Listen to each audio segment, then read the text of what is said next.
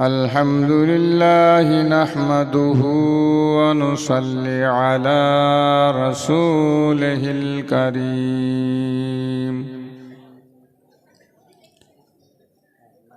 وعلى آله وأصحابه أجمعين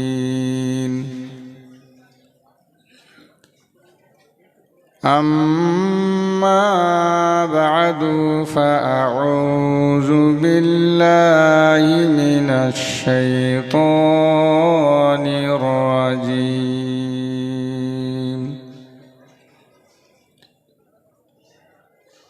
بسم الله الرحمن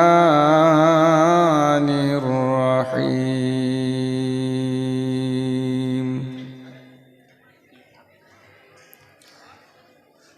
يا أيها الذين آمنوا اتقوا الله حق تقاته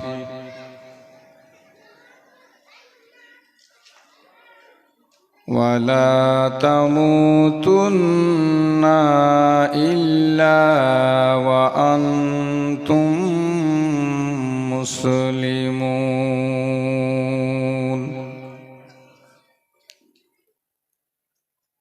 صدق الله العظيم.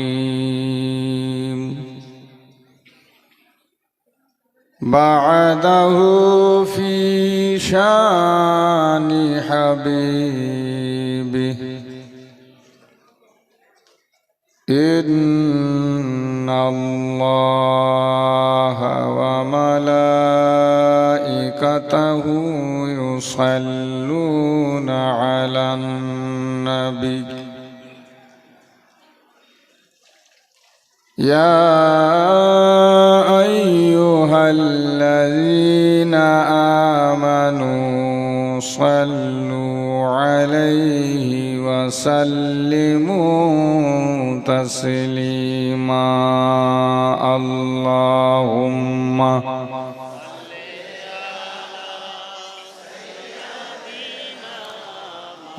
مولانا محمد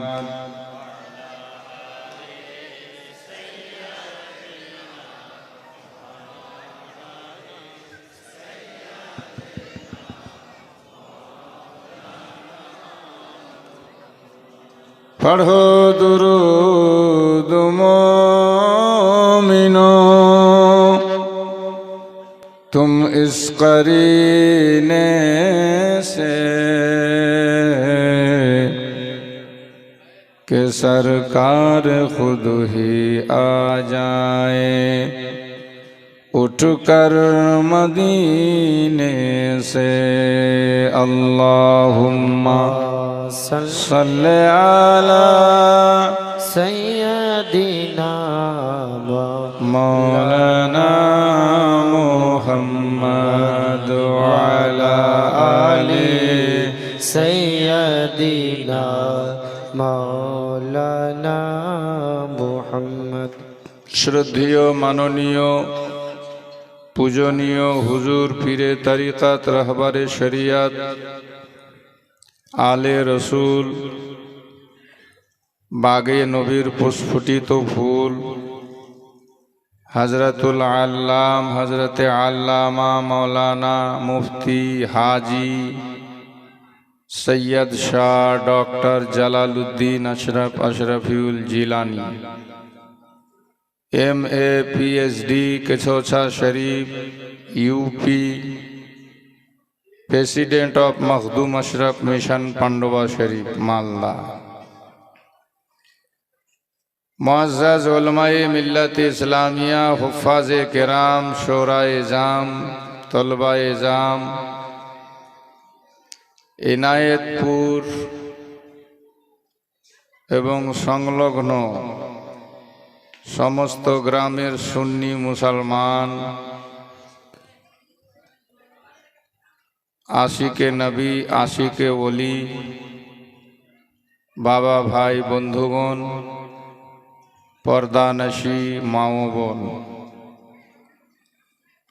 সমস্ত তারিফ, গুণগান, গুণকীর্তন, গুণভাজন একমাত্র মহান মাবুদ, দয়াময়, কৃপাময়, মহিমাময়, অক্ষয়, অব্যয়, নিরাকার, নিরঞ্জন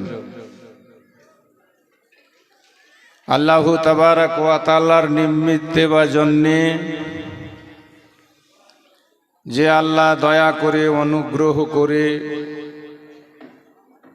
আমাদের আপনাদেরকে রহমত ভরা সভার ভিতরে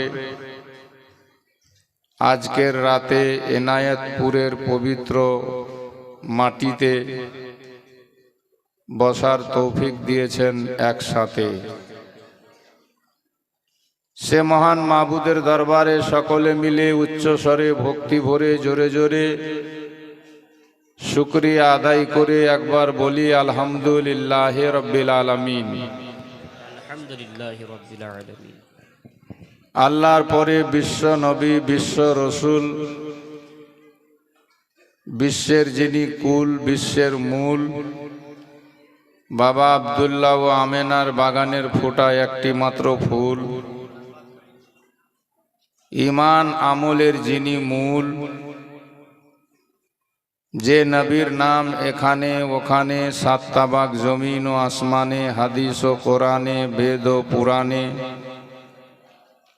জান্নাতের ফুল বাগানে, প্রত্যেক মুমিন মুসলমানের জুবানে জুবানে, শয়নে স্বপনে, গোপনে, মসজিদের কোণে, সবখানে,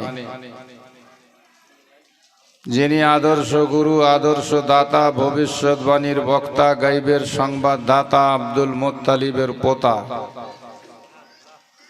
যার নাম মুস্তাফা মুজতাবা, যার প্রশংসা করেন স্বয়ং আল্লাহ তাআলা, যে নবী খুলবেন জান্নাতের তালা,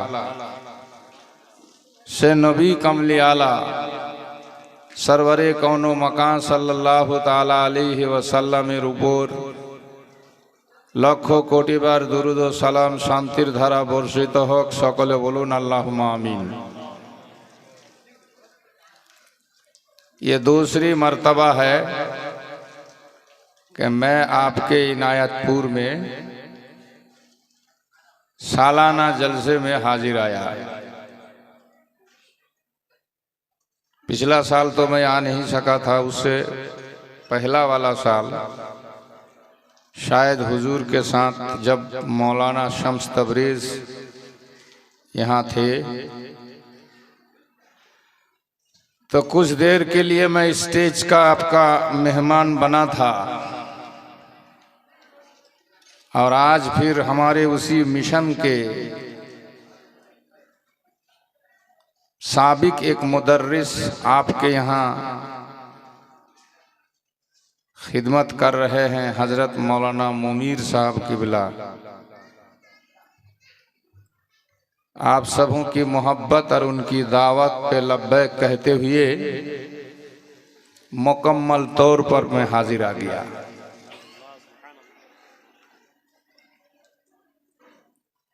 और इसे मिल्की तक तो मेरा 20 साल से आना जाना होता है, खास तौर से बाजार टोली में तकरीबन 15-20 साल तक मैंने जीवनी किया।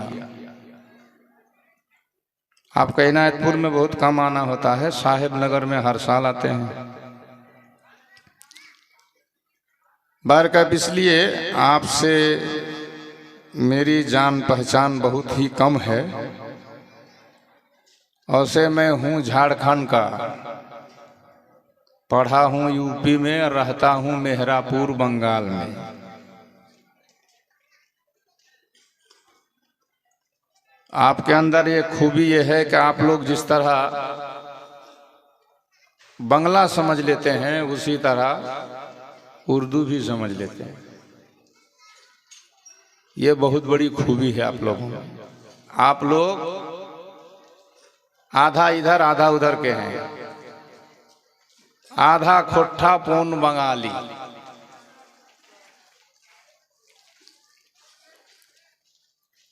बड़ा अच्छा लगा आपका एक माहौल देख करके, और मैं तहे दिल से गाँव वालों का शुक्रिया अदा कर रहा हूँ,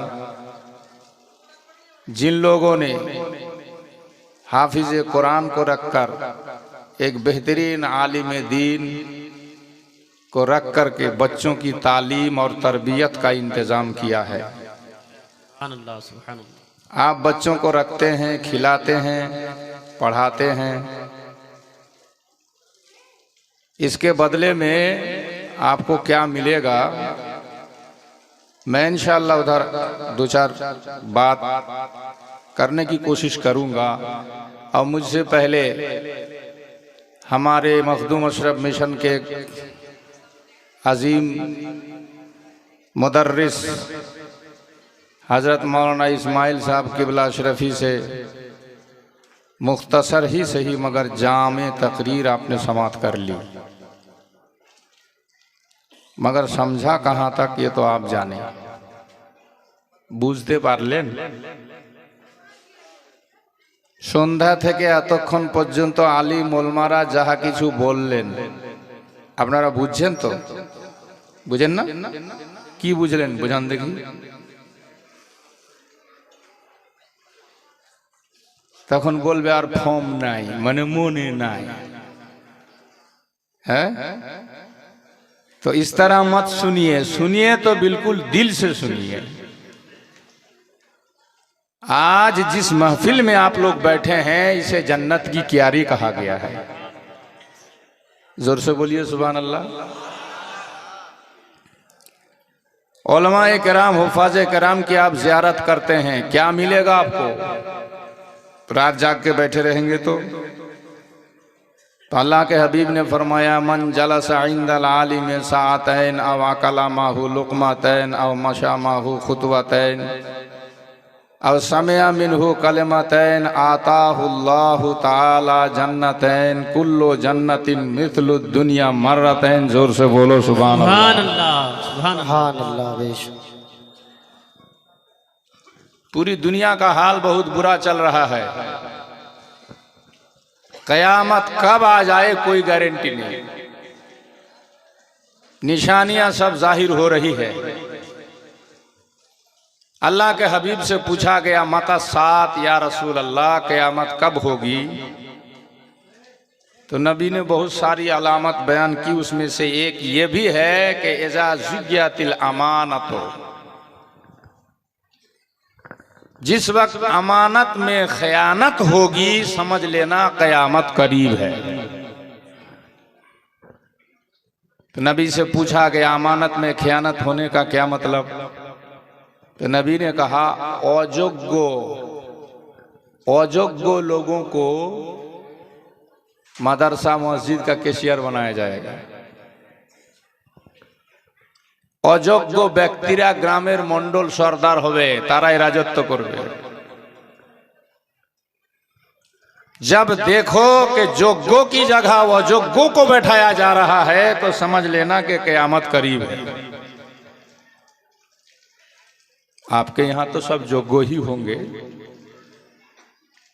अयोग्य बहुत कम होंगे, इसलिए कि लिखे पढ़े लोगों का गांव है। एक से एक आपके यहाँ पोस्ट पे लोग नौकरी करते हैं, अल्हम्दुलिल्लाह। बड़ी खुशी होती है इस एरिया पे हम लोगों को। मुसलमान बड़े बड़े पोस्ट में हैं, दुआ करते हैं और भी अल्लाह ताला बड़ा बड़ा पोस्ट आप लोगों को अता फरमाए। अभी तुर्किस्तान में जलजला हुआ, भूकंप, ये भी एक निशानी है क़यामत की। हजरात, बहुत अफसोस होता है, अल्लाह ने जिस दीन के बारे में कुरान में फरमाया इन्ना दीन इंदल्लाहिल इस्लाम,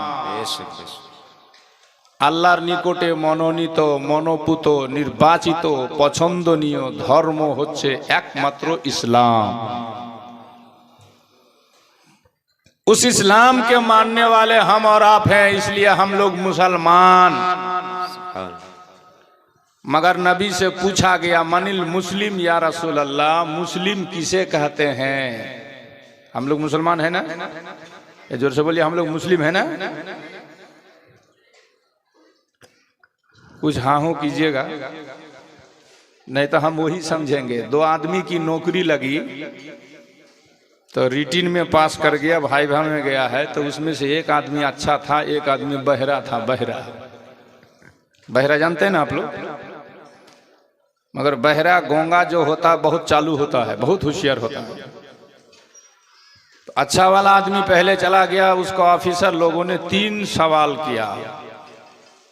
पहला प्रश्न पूछा कि भारत के प्रधानमंत्री का नाम क्या है, तो बोला नरेंद्र मोदी। दूसरा सवाल पूछा उससे कि भारत वर्ष की आजादी किस सन में हुई थी, तो उसने कहा कि 1945 में आंदोलन शुरू और 47 में 47 में फाइनल। ऑफिसर लोगों ने तीसरा सवाल उससे किया कि चांद में पानी है कि नहीं, तो बोला कि रिसर्च चले है, अभी फाइनल नहीं हुआ। तो ऑफिसर लोगों ने कहा यू आर गो, उसको भेजो। तो बाद में जो जा रहा था वो किंतु वो बहरा था। तो बहरा बहुत चालाक, जाते जाते इससे पूछा गेट पर, आपको कितना सवाल किया था? बोला 3 जवाब। तो सीरियली बोल दिया, 1 नंबर नरेंद्र मोदी, 2 नंबर 1945 से शुरू 47 में फाइनल, 3 नंबर रिसर्च चल है, अभी फाइनल हुआ नहीं। ये जवाब है। सवाल वो सुना नहीं, जवाब सुन के अंदर गया और ऑफिसर लोगों ने इससे जैसे ही पूछा व्हाट इज योर नेम, तो बोला नरेंद्र मोदी।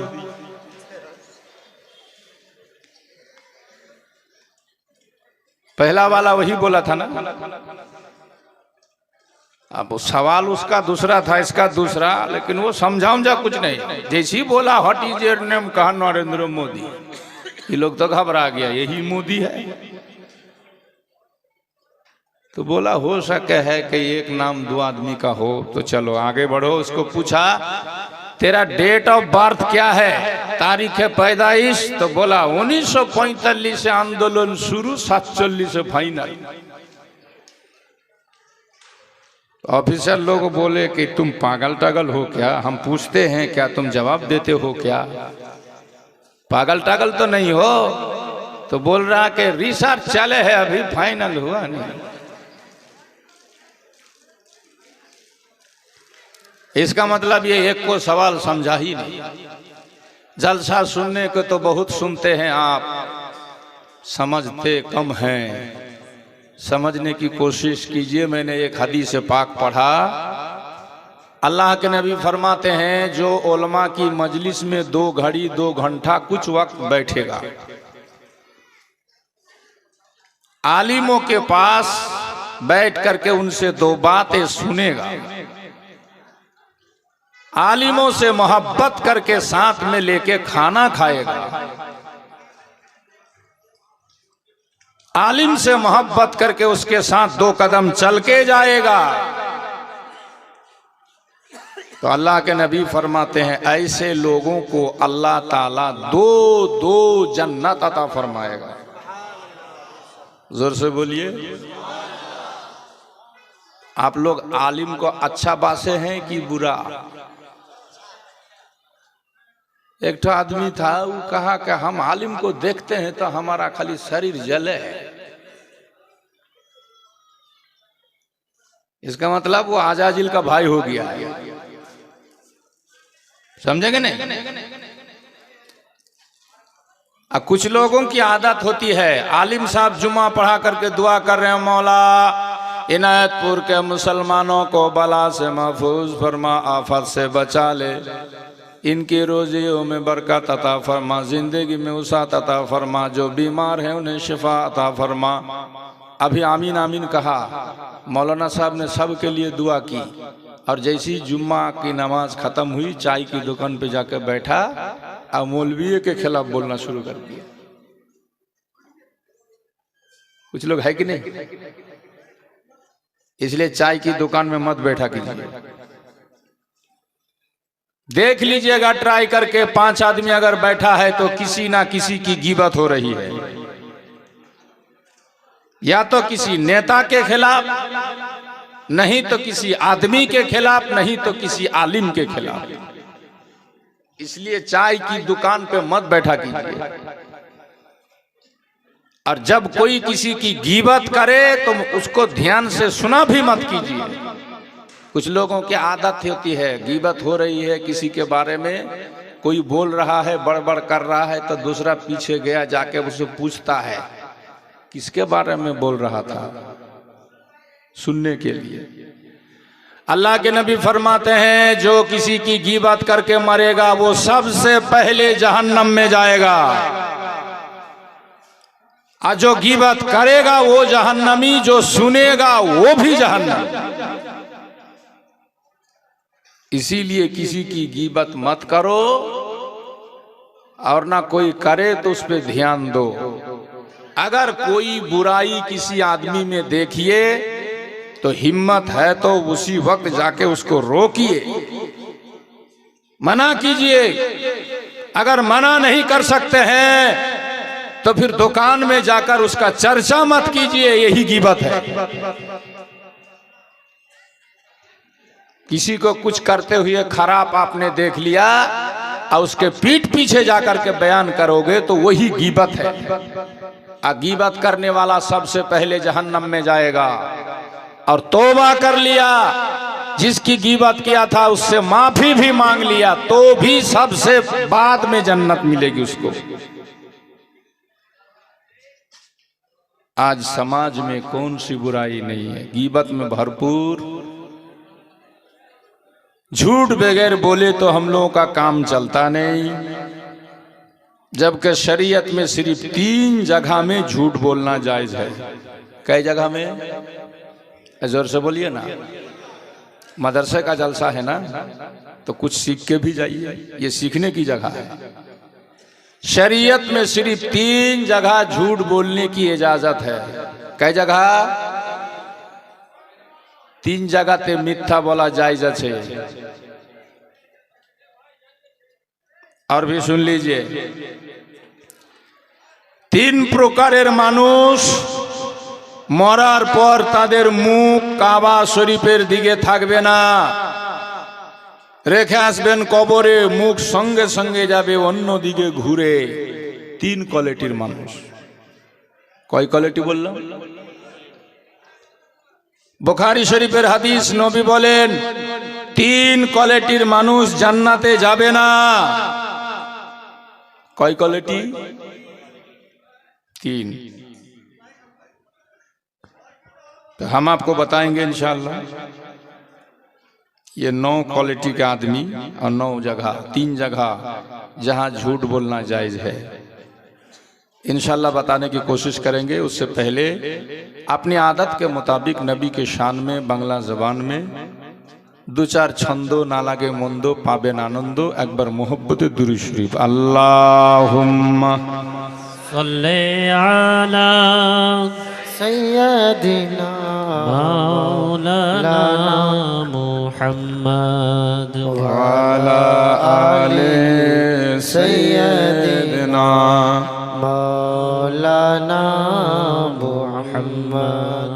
ओ मदीनार माटी रे,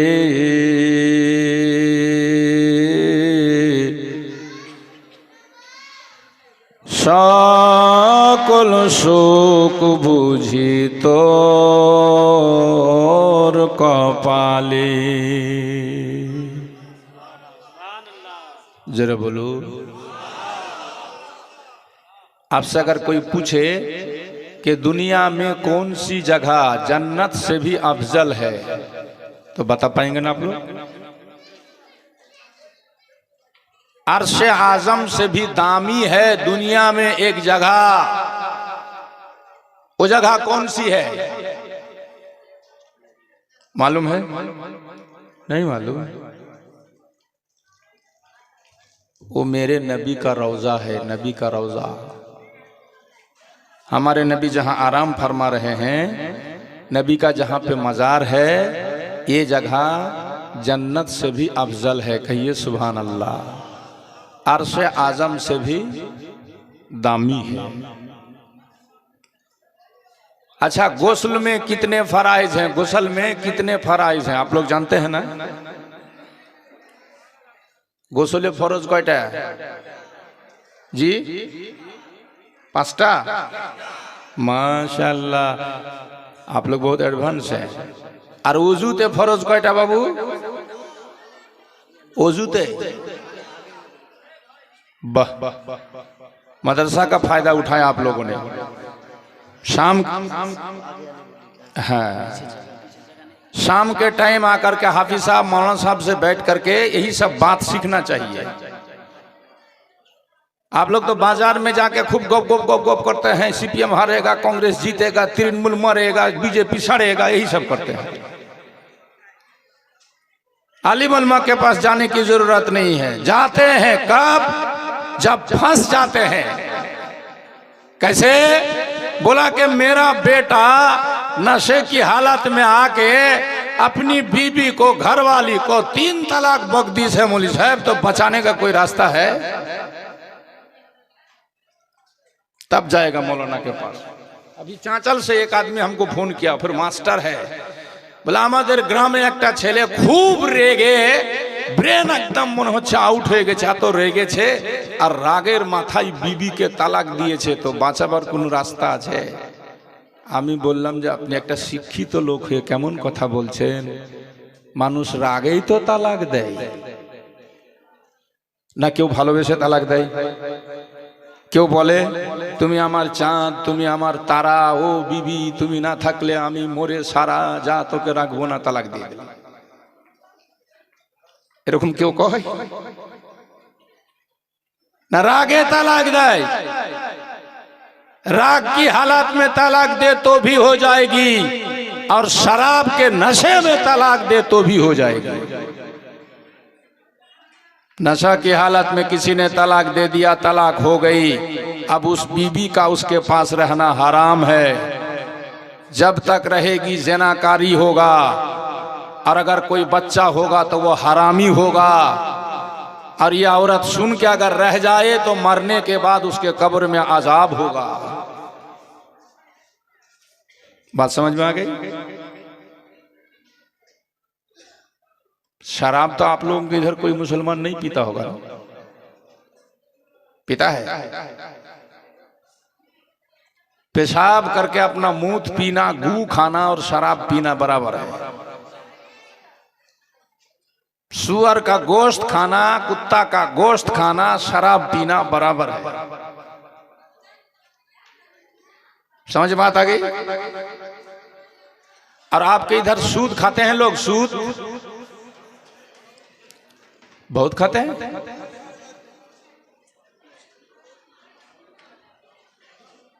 मैं एक छोटा सा चेंबर चलाता हूं, हमदर्द दवाखाना मेहरापुर में।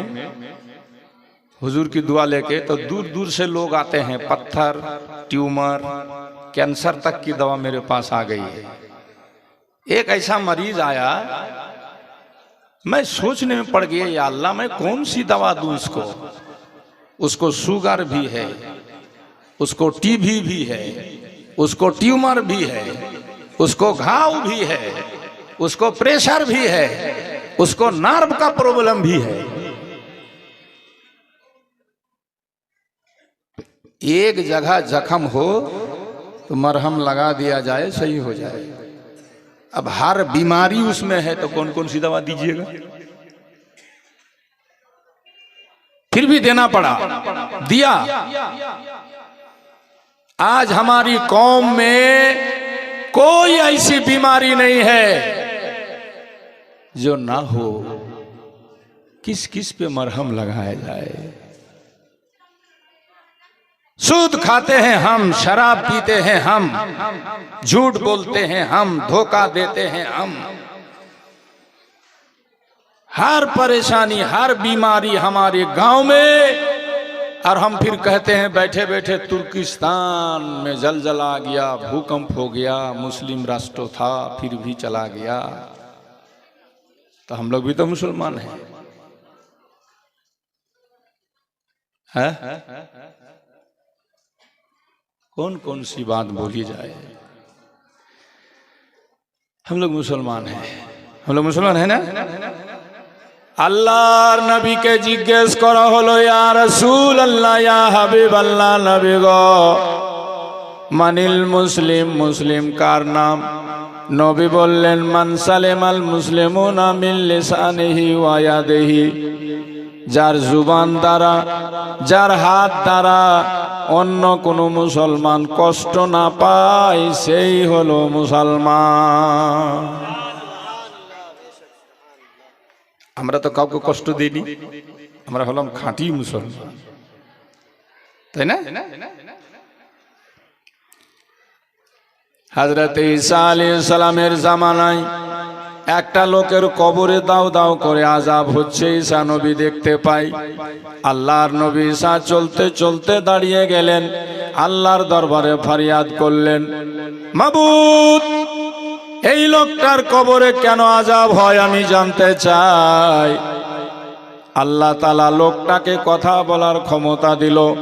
ঈসা নবী তাকে জিজ্ঞেস করলো, ভাই, তোর কবরে আযাব এত কেন হয়? কতদিন ধরে আযাব হচ্ছে বল না ভাই। লোকটা বলছে, হুজুর, 4000 বছর থেকে আমার কবরে আযাব হচ্ছে।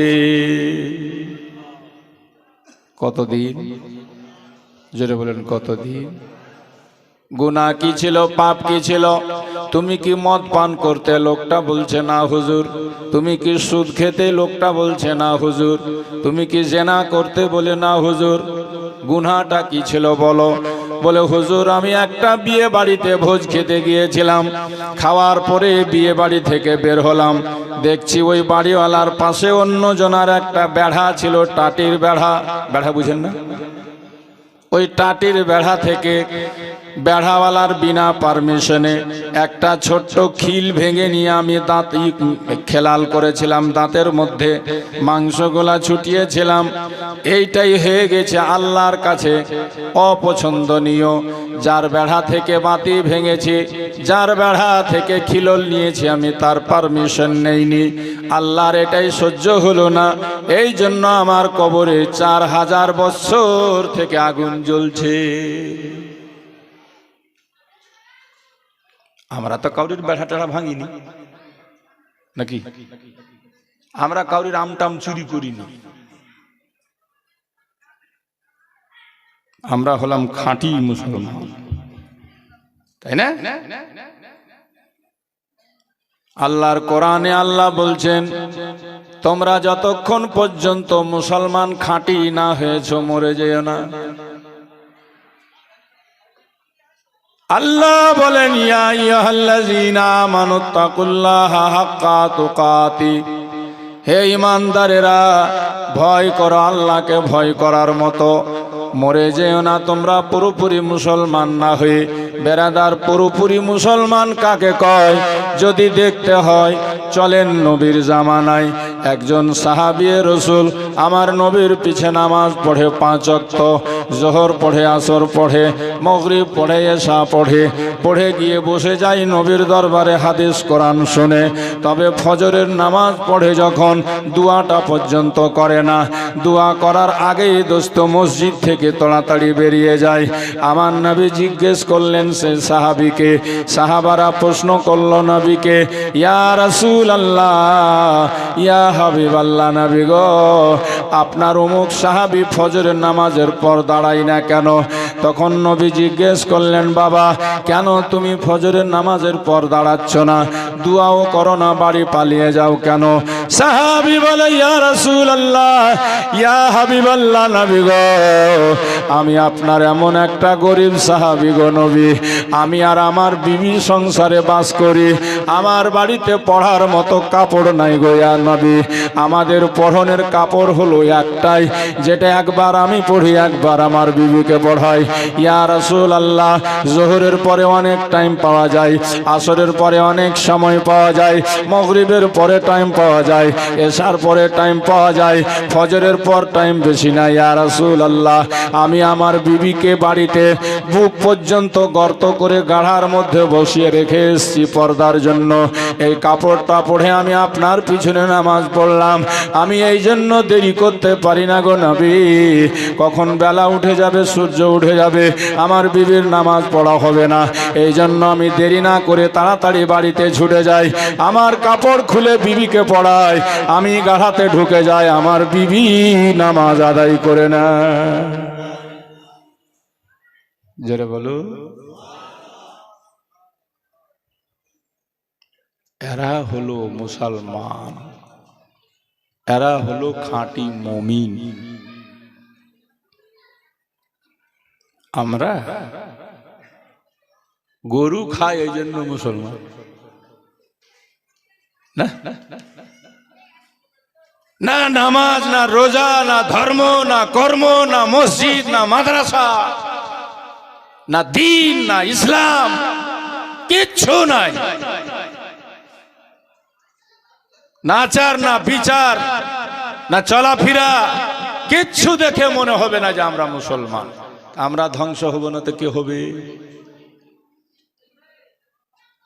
আর একজন সাহাবী রাসূল নবীর পিছনে নামাজ পড়ে, ফজরের নামাজ পড়ে তাড়াতাড়ি চলে যায় ঘরের ভিতরে। আল্লাহ নবী জিজ্ঞেস করলেন, বাবা তুমি কেন দেরি করছো না? সে সাহাবী বলছো, হুজুর আমার যেখানে বাড়ি গো নবী, আমার পড়োশিতে একজন আর আংনাতে একটা খেজুরের গাছ আছে। খেজুরের গাছ? কিসের গাছ? জোরে বলুন, কিসের গাছ? ইয়া রাসূলুল্লাহ, এখন মদিনায় খেজুর পেকে গেছে নবী গো। খেজুর পেকে গেলে রাত্রিবেলা ঠান্ডা বাতাস বয়, তখন গাছ থেকে খেজুর ঝরে মাটিতে পড়ে যায়। নবী গো, খেজুর পড়তে গিয়ে কিছু ওর আংনায়, কিছু আমার আংনায় পড়ে যায়। আমার বাড়িতে ছোট্ট ছোট্ট বাচ্চা আছে গো নবী, আমি এই জন্য ফজরের পর দেরি করতে পারি না। আমার যেতে যদি দেরি হয়ে যায়, আমার অজান্তে আমার বাচ্চারা পরের গাছের খেজুর উঠিয়ে যদি মুখে দিয়ে দেয়, আমি তাদের বাপ হয়ে কিয়ামতের মাঠে আল্লাহর সামনে কোন মুখ দেখাবো?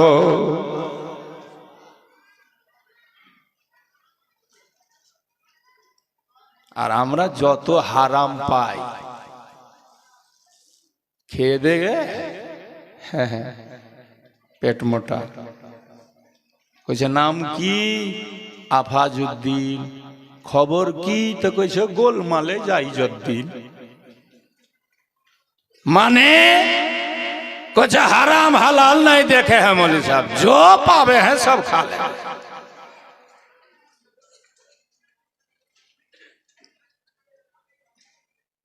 बंधु बाबाजी,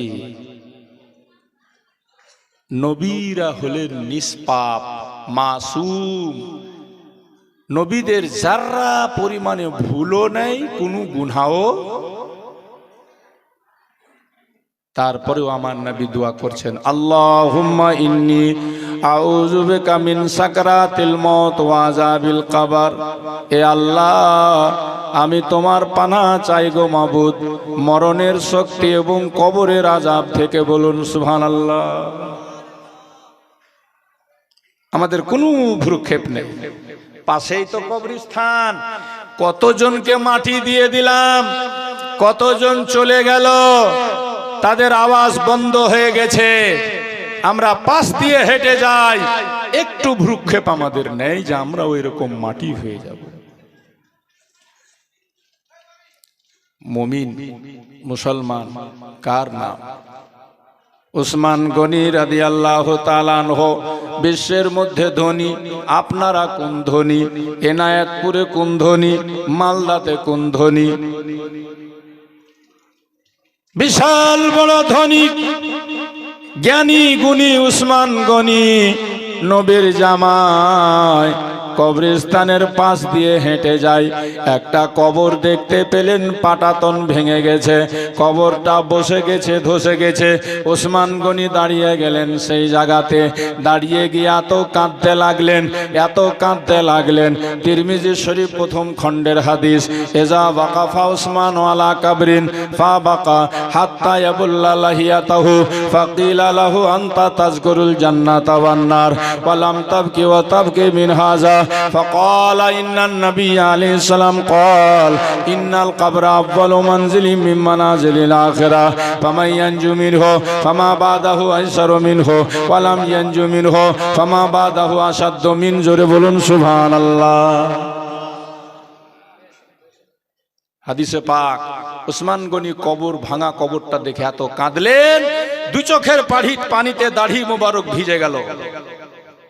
লোকেরা জিজ্ঞেস করলো, হুজুর আপনার মুখে ওয়াজ নসিহত অনেক শুনেছি আমরা, কোনোদিন কাঁদতে দেখিনি, ভাঙা কবরটা দেখে কাঁদলেন কেন?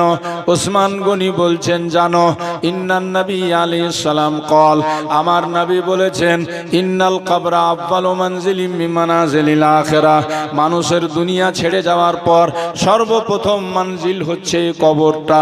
যারা কবরের হাত থেকে ছাড় পাবে না, যারা কবরের হাত থেকে পরিত্রাণ পাবে না, তাদের হাসর নাসর পুলসেরাত আরো কঠিন হয়ে যাবে।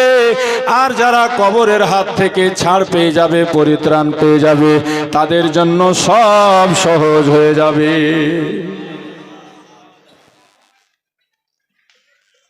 আমি বলেছি 3 প্রকারের লোক জান্নাতে যাবে না। নবীর হাদিস, নবী বলেন, যার সাবালিকা বেটি বেপর্দা হয়ে ঘুরে, বাপ তাকে তাকিদ করে না পর্দার, ওই বাপ নামাজ পড়েও জাহান্নামে যাবে, হজ করে এসেও জাহান্নামে যাবে। যার বেটি রাস্তাতে বের হয়, চুল বের করে, দুল বের করে, ঠোঁট লাল করে মানুষকে দেখায়, পাতলা কাপড় পরে রাস্তা দিয়ে হেঁটে যায়, আকৃষ্ট করে, নবী বলেন, নারিয়াতুন কাসিয়াতুন মাইলাতুন মুমিলাত, যারা এরকম কাপড় পরিধান করে রাস্তায় চলাফেরা করে, মানুষ তাদেরকে দেখলে আকৃষ্ট হবে, এই মেয়েরা দলে দলে জাহান্নামে যাবে। আর যার বেটি এরকম বেপর্দা হয়ে রাস্তায় বের হবে, তার বাপকেও জাহান্নামে যেতে হবে।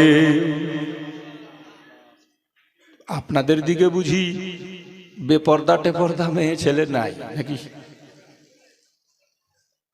এখানে সব পর্দা করে রাখো। আর টাইম আয়েগা তো বলেন ইনশাআল্লাহ। ঠিক, মাশাআল্লাহ।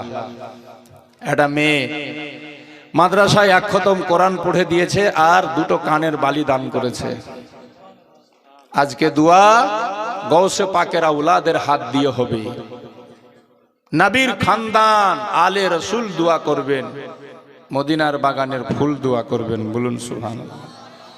তো বলছিলাম, বাবা আপনাদের মেয়েটে বউ বেটিরা সব বাড়ি থেকে বের হলে পর্দা হয়ে তো বের হয় নাকি? এদিকার মেয়েরা খুব ভালো, আমি জানি। এদিকার মেয়ে পর্দা হয়ে বের হয় না। যদি আপনার বেটি বেপর্দা হয়ে বের হয় বাড়ি থেকে, আপনি বাপ যাবেন না জান্নাতে, আপনাকে বেটির জন্য যেতে হবে জাহান্নামে। নবী বলেন, যার বিবি বেপর্দা বেপর্দা, তার স্বামী পর্দার জন্য কড়াকড়ি করল না, ওই স্বামী হলো জাহান্নামী, ওকে কেউ জান্নাত দিতে পারবে না। আর যে মেয়ে ছেলেরা রাস্তাঘাটে ঘুরে বেপর্দা, ওদের ঠিকানা হলো জাহান্নাম। এখন তো বোঝা যাবে না, দুনিয়াতে বড় রং তামাশা করে ঘুরে বেড়ায় আমার বোনেরা মায়েরা, মরলেই বুঝতে পারবে, কবরে গেলেই বুঝতে পারবে। কাঁদতে কাঁদতে চোখ দিয়ে পানির জায়গায় রক্ত বেরিয়ে যাবে, তারপরেও ক্ষমা পাবে না, আল্লাহ ছাড়বে না। এজন্য সময় সুযোগটাকে কাজে লাগান, মাদ্রাসা মুখী হন, মসজিদের মুখী হন। 5 বার মসজিদ থেকে আওয়াজ আসে, বান্দারে আয়, যদি তুই কামিয়াব হতে চাস তো এই ঘরে 5 বার আওয়াজ দিয়ে ডাকা হয়, হাইয়া আলাল ফালাহ,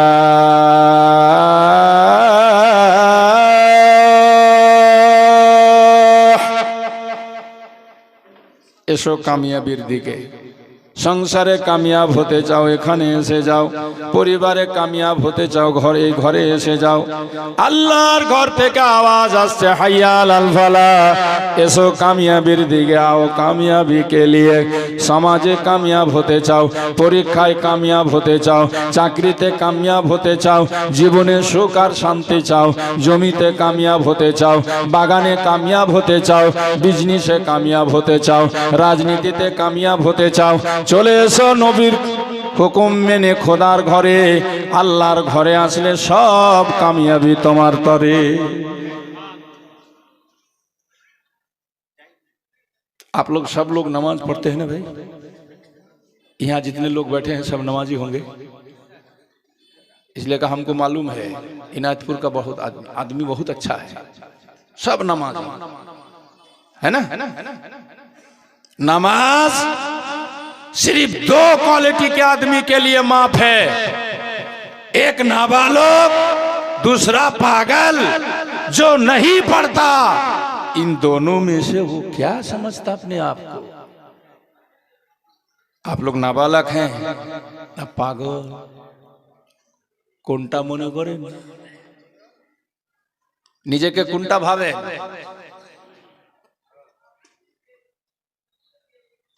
बात करते करते बात बहुत दूर चली गई। हजरत गिरामी में एक नात पढ़ रहा था, भूल गया। एक बार कहिए सुभान अल्लाह, मोहब्बत से कहिए या रसूल अल्लाह। ओ मदीनार माटी रे सकल सुख बुझी तोर कपाले। जोर से बोलिए मोहब्बत से या रसूल अल्लाह। जरा पानी का बोतल मंगा लीजिएगा। ओ मदीना रे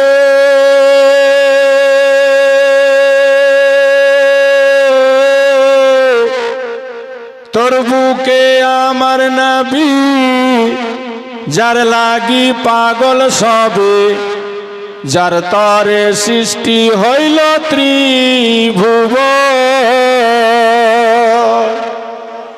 जोर से बोलिए, हाथ उठा के। কাঁদি আমি সারাক্ষণই, কখন যাব সেখানে, সহে না আর পরাণে। ও মদিনার মাটি রে